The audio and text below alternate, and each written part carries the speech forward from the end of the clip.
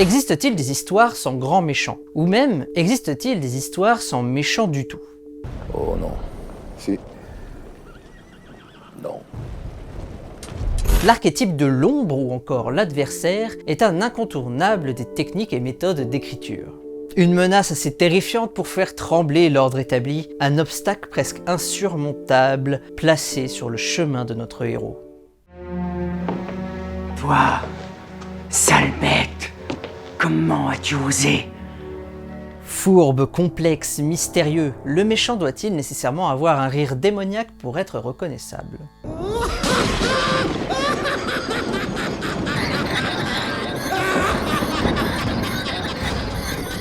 Les méchants ne sont heureusement pas tous si évidents à repérer, mais très peu savent reconnaître le véritable méchant d'une histoire. Et c'est ce que nous allons apprendre aujourd'hui.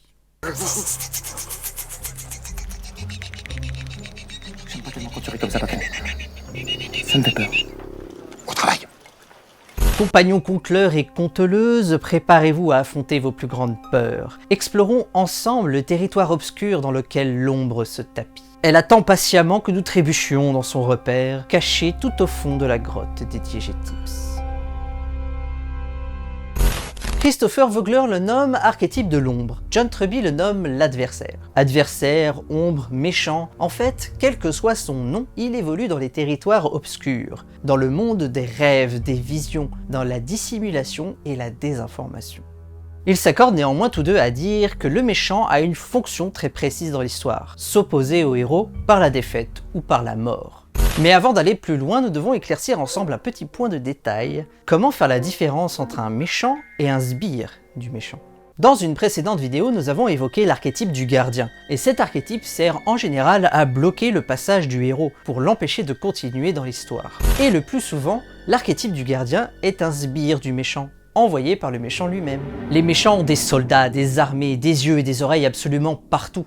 Le monde entier leur appartient puisqu'ils exercent une emprise dessus en imposant des règles que le héros va apprendre à transgresser petit à petit dans l'histoire.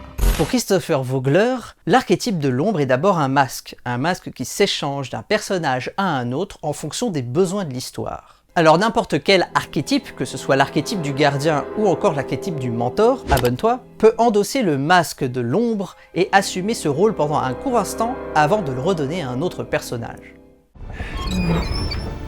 Le Hollandais volant est sous mon commandement. Pour l'instant seulement.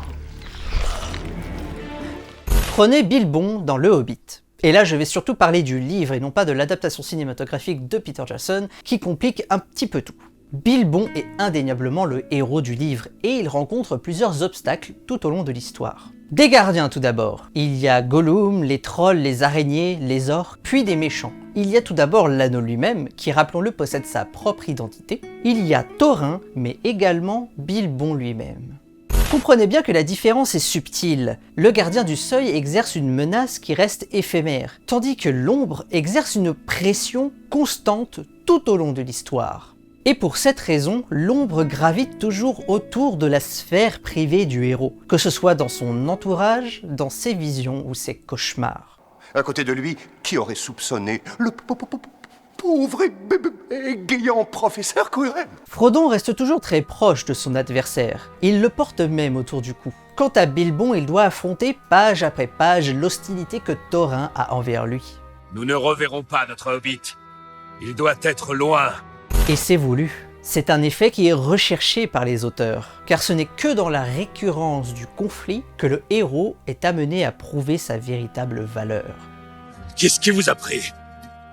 Vous avez failli être tué. Vous l'avez? L'influence du méchant est omniprésente, et ce n'est pas du tout pour maintenir notre esprit de lecteur ou de spectateur éveillé. Non, non. Le méchant vise en réalité un tout autre but dans l'histoire. En isolation pendant un mois. Oui, monsieur, en route. Mais qu'est-ce qui vous prend?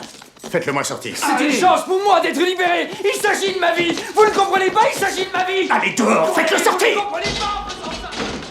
L'espèce humaine a malheureusement une attirance naturelle pour le conflit. Mais dans le cadre d'une histoire, c'est une bonne chose, car les conflits génèrent des événements. Événements qui génèrent à leur tour des interactions entre les personnages. Et ces interactions vont à leur tour générer des émotions. Et les émotions, c'est le moteur d'une histoire. Vas-y. Lâchez-moi! Vous croyez que c'est un jeu, peut-être, hein? Vous croyez que j'ai besoin d'une excuse pour vous remettre en cellule et vous garder encore 5 ans? Vous me déclarez la guerre et vous déclarez la guerre aux États-Unis d'Amérique. Et vous allez comprendre à la fin du combat pourquoi le peuple de Cracovie fait la queue pour avoir du papier toilette bon marché pendant qu'oncle Sam se torche les fesses avec du triple épaisseur. Donc on peut dire que le méchant a pour fonction de créer des émotions dans l'histoire. Si tous les personnages de l'histoire sont d'accord entre eux, alors il n'y a aucun intérêt à poursuivre l'histoire. Et il n'y aurait tout simplement pas d'enjeu. John Truby appelle cela le réseau de personnages en 4 points. Pour lui, tous les personnages sont forcément en conflit à un moment ou à un autre dans l'histoire. Et cela même s'ils sont dans le même camp. Mais quoi, sale voleur? Vous avez changé, Thorin. Le nain que j'ai connu à cul-de-sac n'aurait jamais trahi sa parole. N'aurait jamais douté de la loyauté des siens. Ne me parlez pas de loyauté.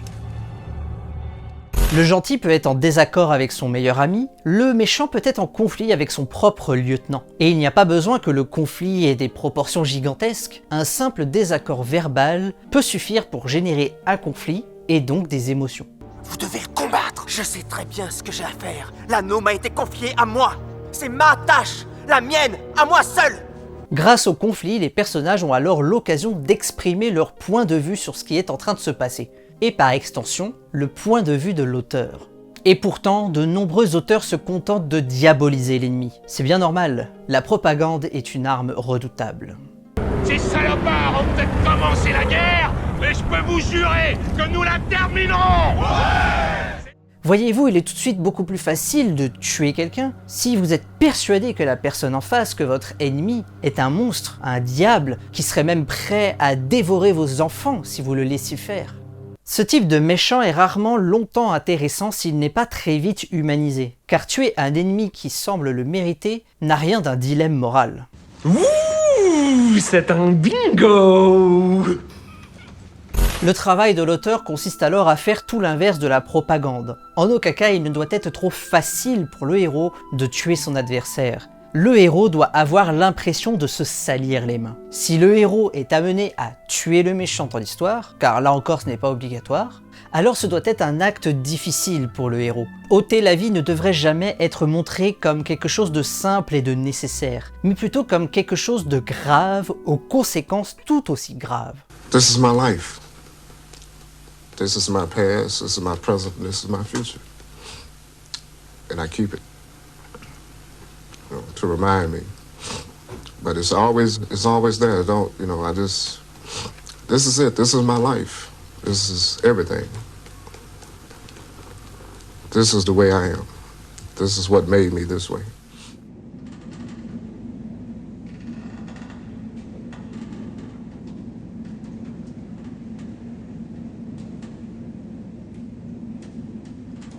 D'accord. Des méchants qui aiment être méchants, ça existe et ça fonctionne plutôt bien.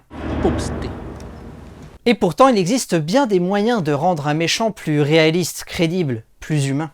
John Truby le nomme d'ailleurs plus judicieusement l'adversaire, plutôt que l'ombre ou le méchant, car un adversaire n'est pas forcé d'être machiavélique. Car au final, nous sommes tous l'adversaire de quelqu'un d'autre, que ce soit un ami, un collègue, un membre de la famille, et cela ne fait pas de nous quelqu'un de méchant.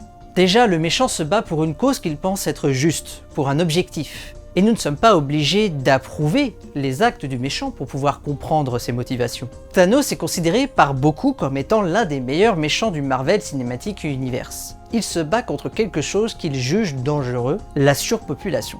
Et que l'on soit d'accord ou pas avec ça, on comprend sa motivation, puisque c'est une question qui est aussi d'actualité pour nous, pour notre société, et pour beaucoup de personnes, pour beaucoup de pays. Tellement de bouches à nourrir et si peu de ressources. Quand nous avons frôlé l'extinction, j'ai offert une solution. Un génocide.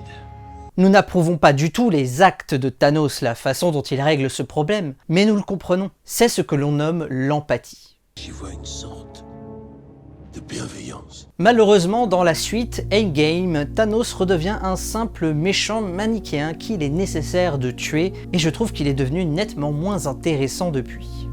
Et là on arrête tout. Que se passe-t-il s'il n'y a aucun méchant reconnaissable dans l'histoire? Ou plutôt, aucun personnage qui semble porter cette fonction? Prenons le cas du magnifique film Seul au monde avec l'incontournable Tom Hanks. Au début du film, le personnage joué par Tom Hanks est tout le temps pris par son travail. On pourrait même dire que le temps est son ennemi dans le film. Puis son avion se crache sur une île déserte, dans une des scènes de crash d'avion les plus impressionnantes et traumatisantes que j'ai pu voir de toute ma vie.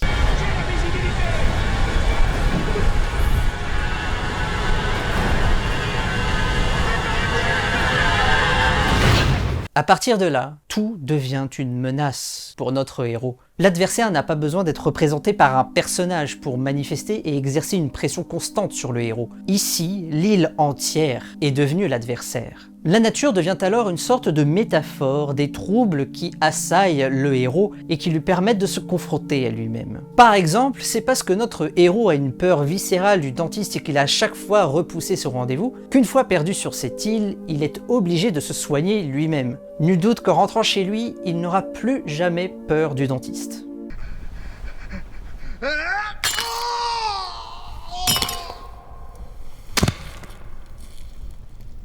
La relation entre l'île et le personnage incarné par Tom Hanks est chargée en symboles. L'île est devenue un personnage à part entière, qu'il est même devenu difficile de quitter. Tom Hanks contemple cette île qu'il avait fini par dompter, par adopter. Une île sur laquelle il avait fini par s'y sentir en sécurité. Car partir, quitter l'île, signifie en fait retourner dans l'inconnu, retourner vers le danger, prendre des risques. Après avoir été son adversaire le plus redoutable, l'île est devenue son allié le plus cher. Car au fond des ténèbres se trouve toujours une part de lumière qu'il revient au héros de trouver. Je sens le conflit qui est en vous, débarrassez-vous de votre haine. Il est trop tard pour moi, mon fils. Si le méchant est un archétype aussi puissant, c'est parce qu'il met le héros face à ses propres peurs. Le véritable méchant de l'histoire, c'est le héros lui-même, car le méchant n'est rien de plus que la représentation visuelle et physique de tous les troubles et déviances qui assaillent le héros au fond de lui. Le méchant et le héros sont en réalité la même personne, les deux faces d'une même pièce. Non. Non, toi, tu me complètes. Tu n'es qu'une ordure qui tue pour l'argent. Ne parle pas comme eux, ce n'est pas toi. Même si tu en rêves. À ce moment-là, nous imaginons alors le méchant comme étant simplement une version alternative du héros. Un héros qui aurait emprunté un chemin différent. Tu restes en vie. Tu meurs. Plongez dans vos souvenirs, retrouvez ces moments clés où vous avez dû faire un choix, prendre un chemin et en refuser un autre. Et imaginez maintenant qu'au lieu de prendre à droite, vous ayez pris à gauche. Seriez-vous toujours la même personne? Notre âme est le refuge des plus impressionnants monstres, nos secrets les plus noirs et nos pensées les plus hostiles. Le méchant ne fait qu'exprimer tous ces sentiments que nous jugeons honteux ou déviants et qui sont pourtant bel et bien là, en nous. Et ce n'est qu'au terme d'une confrontation de tous les instants que nous pouvons espérer, comme le héros, non pas vaincre le méchant, mais l'assimiler, afin de devenir une meilleure version de nous-mêmes. Ce sera tout pour ce nouvel épisode des DG Tips. Vous aurez remarqué que nous n'avons pas du tout abordé le sujet du rival ou encore le sujet de l'anti-héros. Non, ça ce sont des personnages qui méritent leur épisode à eux tout seuls. On se donne alors rendez-vous pour un prochain épisode. Continuez d'imaginer, de créer et de partager. C'était DG Tips et à bientôt pour une prochaine vidéo.